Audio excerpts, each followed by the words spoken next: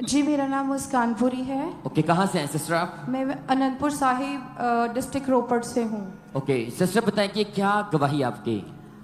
10 जुलाई को मेरा एक्सीडेंट हो गया था। मैं अपनी क्लासेस लेने जा रही थी और रास्ते में मेरे सामने एक फॉर्च्यूनर कार थी, वो यू टर्न लेने लगी और मैं पीछे से ब्रिज से आ रही थी, तो मैंने उसको बहुत हॉर्न ब्लॉक किया पर वो आगे से नहीं हटी। तो मैंने एक बार फिर हॉर्न ब्लॉक किया पर वो आगे से नहीं हटी। तो जो मेरे एक्टिवा को संभाल नहीं पाई, तो जो मेरी एक्टिवा है वो बम्प हो गई डिवाइडर में। और उसके बाद क्या हुआ कि मुझे कुछ चोटें लगी, मुझे लगा कि ये नॉर्मल इंजरीज़ हैं और मैं ठीक हो जाऊंगी। पर जब मेरा दोनों जो मेरे पैर थे वो सरफेस पे लग गए रोड के, उसके बाद मैंने 2-3 दिन डॉक्टर के पास नहीं गई। जैसे मैं लुधियाना में रहती हूँ तो मैंने अपने पेरेंट्स को भी कॉल नहीं की और उनको बोला, मैंने किसी को कुछ नहीं बताया कि मेरे साथ क्या हुआ। पर 3-4 दिन के बाद जब मेरा चलना मुश्किल हो गया तो मैंने अपने मदर को कॉल किया और सिस्टर इन लोगों को बताया कि मेरा एक्सीडेंट हो गया है। तो वो कहते हैं आप डॉक्टर के पास जाओ, और उन्होंने इंसिस्ट किया कि आप डॉक्टर के पास जाओ। जब मैं डॉक्टर के पास गई तो उन्होंने मेरा एक्सरे किया, और जब मेरा एक्सरे हुआ तो उन्होंने बताया कि आपका जो राइट फुट है उसका पिंकी टो ब्रेक हो चुका है। उस टाइम मैं थोड़ी स्ट्रेस में भी आ गई, तो फिर मैंने अपने फैमिली को कॉल करके बुलाया, तो मेरी पूरी फैमिली आई और मैं पूरे 1 मंथ के लिए बेड रिडन थी। और जो मेरी रेस्ट ऑफ द फैमिली चली गई तो मम्मा मेरे पास थे, और मैं फर्स्ट फ्लोर पे रहती हूँ, और इसकी वजह से मुझे डॉक्टर के पास अकेले ही आना जाना पड़ता था, क्योंकि मेरी भाभी की डिलीवरी हुई थी तो मेरे भाई को उनके पास रहना पड़ता था। तो मैंने उनको वापस भेज दिया।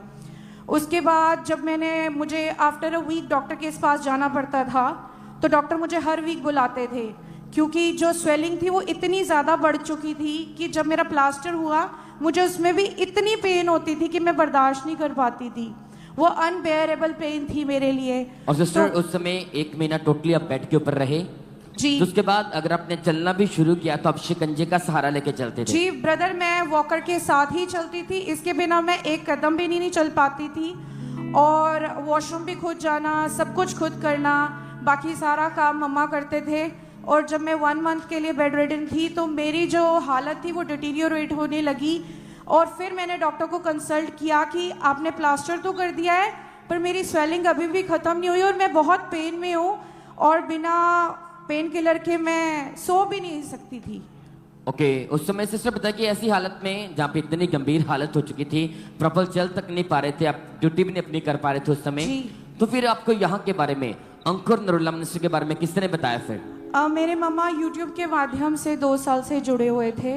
वो मुझे शुरू से इंसिस्ट करते थे कि जब मैं प्रभु के दास को देखती हूँ, प्रभु की दासी को देखती हूँ, मुझे बहुत अनॉइंटिंग फील होती है खुदा की, और मुझे बहुत फोर्स करते थे कि तू भी खामरा जा। और मैं बताना चाहती हूँ मैं कभी भी खामराना नहीं चाहती थी, क्योंकि मुझे लगता था कि सारा दिन फायर प्रेयर करते रहते हैं। जब मैं ऑफिस से आती थी तो मम्मा बोलते थे कि आज मैंने इतनी बड़ी गवाहियाँ सुनी तो तेरे जीवन में भी बहुत बड़ी गवाहियाँ बनेंगी, तो एक बार जा वहाँ पे। पर जहाँ मैं जाती थी मैं वहीं जुड़ी रहना चाहती थी। तो उसके बाद सिस्टर फिर आप आए यहाँ पे? जी, जब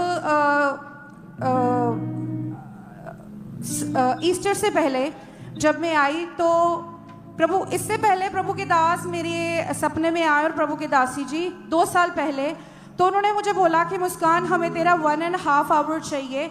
तो मैंने उस चीज़ को इग्नोर कर दिया, मैंने उसको सीरियसली नहीं लिया। मैंने कहा मैं वहाँ जाती नहीं हूँ तो मेरा इन लोगों से क्या लिंक है, मैं जहाँ जाती हूँ मैं ठीक हूँ, प्रभु तो हर जगह है। तो मैंने उसके बाद जब मेरी लाइफ में बहुत अप एंड डाउन आने लगे तो फिर मेरे अंदर से प्रभु ने मुझसे बात की कि अब तुझे खामरा ही जाना है, वही स्थान मैंने तेरी हीलिंग के लिए रखा है, वही स्थान मैंने तेरी बरकतों के लिए रखा है। फिर जब मैं गुड फ्राइडे से 1 दिन पहले यहाँ आई, उस दिन भी मेरी गवाही थी। मैं बहुत डिप्रेशन में थी और मेरे पे डिमन अटैक्स होते थे बहुत ज़्यादा। और जब मैं यहाँ खामरा आई तो मुझे 2 ब्लड की वॉमिट्स आई, और उसके बाद मैं पूरी तरह डिलीवर हो गई, और मैंने अपनी गवाही भी दी थी यहाँ पे आके। तो उसके बाद मैंने खामरा आना शुरू कर दिया। फिर जब मेरा एक्सीडेंट हुआ तो 3 मंथ्स का गैप पड़ा, पर उसके बीच में भी मेरे मम्मा मुझे खामरा लेके आए। जब लास्ट मंथ स्वीट मीटिंग थी तब मम्मा मुझे यहाँ पे लेके आए, तो मेरे पे अनॉइंटिंग ऑयल के साथ प्रेयर हुई। मेरा प्लास्टर तो रिमूव हो गया, पर उसके बाद मेरी स्वेलिंग जो थी वो कम नहीं हो रही थी। ओके, 23 अक्टूबर 2025 की आप बात कर रहे हैं। उस समय सिस्टर चर्च में मौजूद थी, ऐसी हालत में थे, शिकंजे के सारे चलते थे, और उस दिन प्रभु के दास ने सामर्थ्य प्रार्थना की। तो हम पहले उस सामर्थ्य प्रार्थना को देखते हैं। रोशनी हो जाए इनके शरीरों पे, इनके ब्लड हड्डियों पे, सिस्टम पे रोशनी हो जाए, रोशनी हो जाए। तो अब जैसे जैसे सुना कि प्रभु के दास ने सामर्थ्य प्रार्थना की, घोषणा की, तो जैसे वो वर्ड आपने सुने उसके बाद बताएं क्या हुआ फिर। ब्रदर मैं बताना चाहती हूँ, तो उस दिन मेरा कोई प्लान नहीं था आने का, क्योंकि मेरी इवनिंग में क्लासेस होती हैं और मैं उनको मिस नहीं करना चाहती थी। मैंने कहा मम्मा मैं आके ऑनलाइन देख लूँगी, पर मेरे मम्मा ने बोला कि आप जाओ, आज बहुत बड़ी मीटिंग है, आप इसको मिस मत करो, इस अपॉर्चुनिटी को मिस मत करो आप। जब मैं यहाँ आई तो मैं यहाँ पंडाल में बैठी थी, और जैसे ही प्रभु के दास और दासी जी घोषणाएं करने लगे, मेरे अंदर से इतनी वॉमिट्स निकली, मेरे स्लाइवा में कुछ वाइट सा सब्सटेंस था, और इतनी बैक टू बैक मुझे वॉमिट्स आ रही थी बहुत ज़्यादा। फिर उसके बाद जब प्रभु के दास ने हमें ऑयल डिस्ट्रीब्यूशन हुई, तो प्रभु के दास ने बोला कि जहाँ जहाँ आपकी बॉडी में प्रॉब्लम है, आप वहाँ पे ये अनॉइंटिंग ऑयल अप्लाई करो।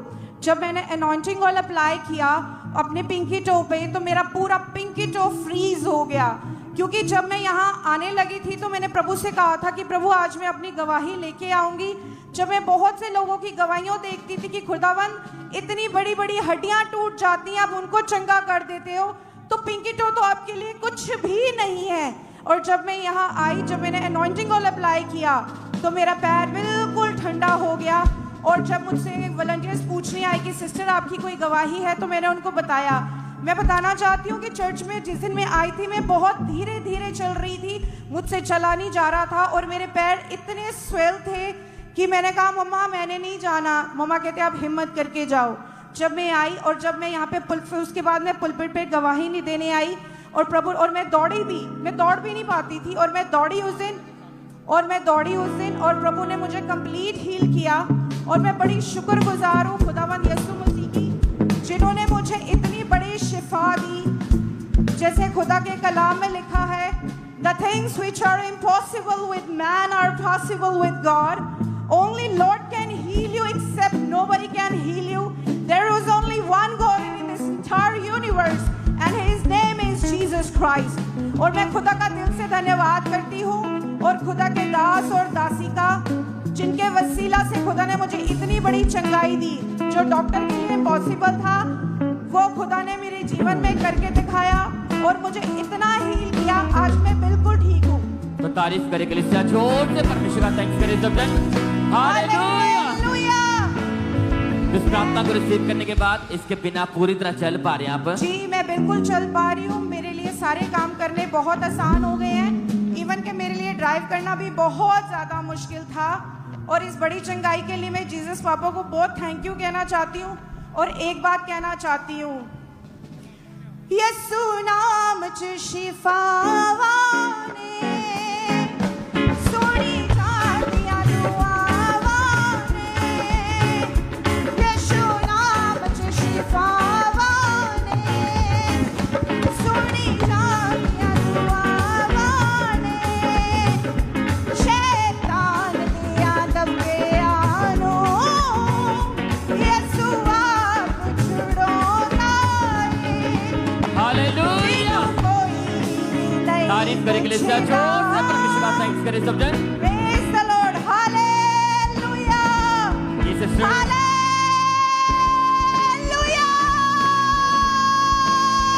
ये सिस्टर वही आपके सामने खड़े के जो यीशु मसीह के नाम का मजाक उड़ाते थे।